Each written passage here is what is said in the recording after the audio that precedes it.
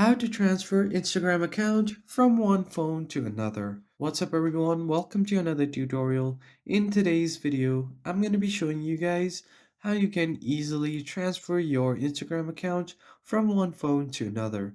So if you are trying to switch phones or get a new phone and you want to transfer your Instagram account, just follow these steps.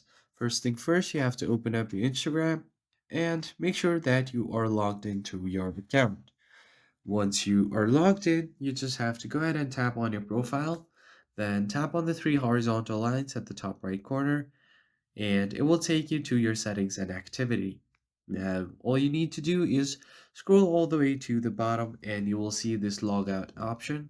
But before you log out of your first phone, you just have to know all of your login credentials so that you can log into your another phone.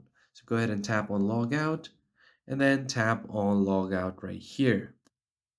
Now, once you have done that, you are just going to go to your another phone and then open up your Instagram. And here you can just enter your login credentials and then just tap on login. And once you do that, you will be logged into your account. So that's pretty much it, guys. I hope you found this video helpful. I'll see you guys on the next one.